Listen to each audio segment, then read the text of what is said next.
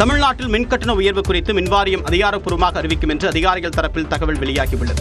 தமிழ்நாடு மின்வாரியத்தின் கீழ் வீடுகள், வணிக நிறுவனங்கள், தொழிற்சாலையில் என்று 3 கோடிக்கும் மேற்பட்ட மின் இணைப்புகள் உள்ளன. இந்த இணைப்புகளுக்கு வழங்கப்படக்கூடிய மின்சாரத்திற்கு தமிழ்நாடு மின்சார ஒழுங்குமுறை ஆணையம் நிர்ணயிக்கக்கூடிய கட்டணத்தை மின்வாரியம் வசூலித்து வருகிறது. ஆண்டுதோறும் மின் கட்டணத்தை உயர்த்த வேண்டும் என்று தமிழ்நாடு மின்சார ஒழுங்குமுறை ஆணையம் கடந்த 2 ஆண்டுகளுக்கு முன்பாக அறிவித்திருந்தது. அதன்படி தற்போது தமிழ்நாட்டில் மின் கட்டணத்தை 3% உயர்த்த மின்வாரியத்திற்கு மின்சார ஒழுங்குமுறை ஆணையம் பரிந்துரை செய்திருப்பதாக கூறப்படுகிறது. இதுகுறித்து மின்வாரி அதிகாரிகளிடம் கேட்டதற்கு ஒழுங்குமுறை ஆணையத்தின் பரிந்துரையை தமிழக அரசுதான் பரிசீலிக்கும் என்றும் அரசு எடுக்கக்கூடிய முடிவின் அடிப்படையில் மின்சார வாரியம் செயல்படும் என்றும் தெரிவித்துள்ளனர். ஜூலை 1ஆம் தேதி முதல் மின் கட்டணத்தை உயர்த்தக்கூடிய திட்டத்தை தமிழ்நாடு அரசு கைவிட வேண்டும் என்று பாமக நிறுவனர் ராமதாஸ் வலியுறுத்தியுள்ளார்.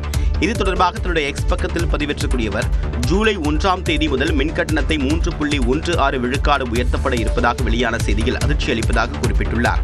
தமிழ்நாடு மின்சார வாரியம் இழப்பில் இயங்குவதாகவும் அதனை சரி செய்ய மின் கட்டணத்தை உயர்த்துவதாகவும் கூறப்படுவது ஒரு மாயை என்று ராமதாஸ் விமர்சித்துள்ளார். கடந்த ஆண்டுகளில் மின் கட்டணத்தை உயர்த்தியும் இழப்பை சரி செய்ய முடியவில்லை என்று புள்ளி விவரங்களை சுட்டிக்காட்டியுள்ளவர், மின்வாரியத்தின் இழப்புக்கு தனியாரிடமிருந்து அதிக விலைக்கு மின்சாரத்தை வாங்குவதுதான் காரணம் என்றும் குற்றம் சாட்டியுள்ளார். அதற்கு முடிவு கட்டிவிட்டு நிலுவையில் உள்ள மின் திட்டங்களை செயல்படுத்துவதன் மூலம்தான் மின்வாரியத்தை லாபத்தில் இயக்க முடியும் என்றும் ராமதாஸ் தெரிவித்துள்ளார்.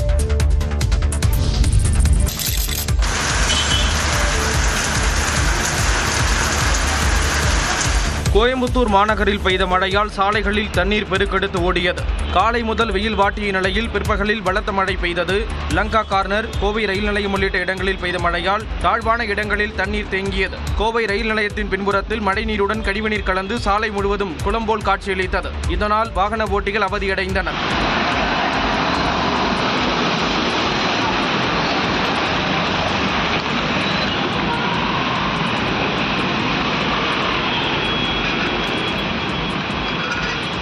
கோடை மழையால் சாலைகள் எங்கும் வெள்ளக்காடாக காட்சியளித்தது. இதனிடையே கோவை தொண்டாமுத்தூர் சுற்றுவட்டார பகுதிகளில் கனமழை வெளுத்து வாங்கியதால் விவசாயிகள் மகிழ்ச்சி அடைந்தனர்.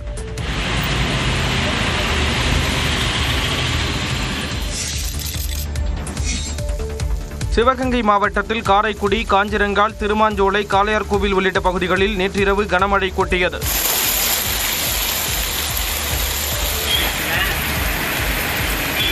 கிருஷ்ணகிரி மாவட்டம் வேப்பனப்பள்ளி மற்றும் அதன் சுற்றுவட்டார பகுதிகளில் பலத்த காற்றுடன் கனமழை வெளுத்து வாங்கியது.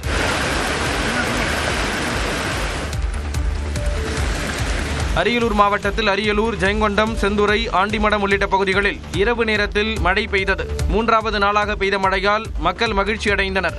செங்கல்பட்டு மாவட்டத்தில் மதுராந்தகம், செய்யூர், கல்பாக்கம், மாமல்லபுரம், திருப்போரூர், திருக்கழுக்குன்றம் உள்ளிட்ட பகுதிகளில் இடி மின்னலுடன் கனமழை பெய்தது.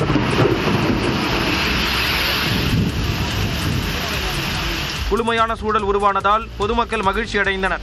கொடைக்கானலில் மிதமான மழை பெய்ததால் பிரையன் பூங்காவில் மழையில் நனைந்தபடியும் குடைகளை பிடித்துக் கொண்டும் சுற்றுலா பயணிகள் பூக்களை கண்டு ரசித்தனர்.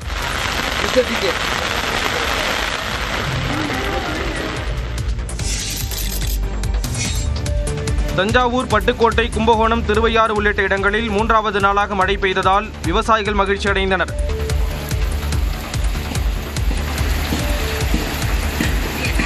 நாகப்பட்டினம் மாவட்டம் தலைஞாயிறு மற்றும் திருக்குவளை சுற்றுவட்டார பகுதிகளில் பலத்த காற்றுடன் மழை வெளுத்து வாங்கியது.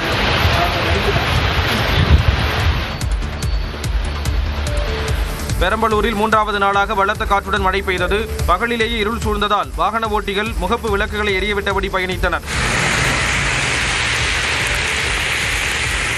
திருச்சி மாநகர் பகுதிகளில் கொட்டி தீர்த்த மழையால் சாலையில் தாழ்வான இடங்களில் தண்ணீர் தேங்கியது.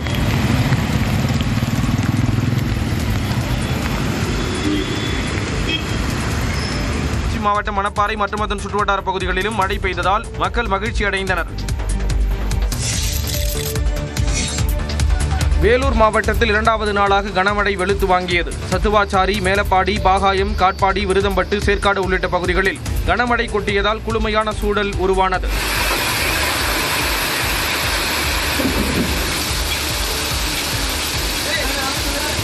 திருப்பத்தூர் மாவட்டம் ஆம்பூர், வாணியம்பாடி மற்றும் அதன் சுற்றுவட்டார பகுதிகளில் கனமழை பெய்த நிலையில் ஆம்பூரில் சாலையில் மழைநீர் தேங்கியது.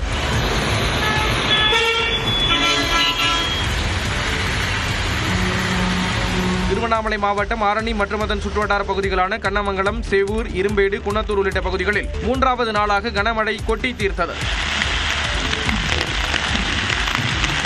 திருவண்ணாமலை மாவட்டம் செங்கம் சுற்றுவட்டார பகுதிகளில் பெய்த மழையால் ஆயிரக்கணக்கான ஏக்கரில் நெற்பயிர்கள் நீரில் மூழ்கியதால் விவசாயிகள் வேதனையடைந்தனர். தமிழ்நாட்டில் 8 மாவட்டங்களில் இன்று கனமழை பெய்யும் என்று வானிலை ஆய்வு மையம் தெரிவித்துள்ளது. வளிமண்டல மேலடுக்கு சுழற்சி காரணமாக நீலகிரி, கோவை, திருப்பூர், தேனி, திண்டுக்கல், ஈரோடு, கிருஷ்ணகிரி மற்றும் தருமபுரி மாவட்டங்களில் ஓரிரு இடங்களில் இன்று கனமழை பெய்யும் என்று தெரிவிக்கப்பட்டுள்ளது. இதேபோன்று நீலகிரி, கோவை, திருப்பூர், திண்டுக்கல், தேனியிலும், ஈரோடு, தருமபுரி, கிருஷ்ணகிரி, சேலம், திருப்பத்தூரிலும், வேலூர், திருவண்ணாமலை, கரூர், நாமக்கல், திருச்சியிலும் ஓரிரு இடங்களில் நாளை கனமழை பெய்யும் என்று வானிலை ஆய்வு மையம் கணித்துள்ளது. கோவை மாவட்டத்தில் மலைப்பகுதிகள் மற்றும் நீலகிரி மாவட்டங்களில் ஓரிரு இடங்களில் நாளை மிக கனமழை பெய்ய வாய்ப்புள்ளதாக தெரிவிக்கப்பட்டுள்ளது. சென்னை மற்றும் புறநகர் பகுதிகளில் நகரின் ஒரு சில இடங்களில் இன்றும் நாளையும் மிதமான மழைக்கு வாய்ப்பிருப்பதாக வானிலை ஆய்வு மையம் தெரிவித்துள்ளது. இதனிடையே தென்மேற்கு பருவமழை முன்னேற்பாடுகள் குறித்து இன்று காலை 11 மணிக்கு முதலமைச்சர் மு.க. ஸ்டாலின் ஆலோசனை நடத்த உள்ளார்.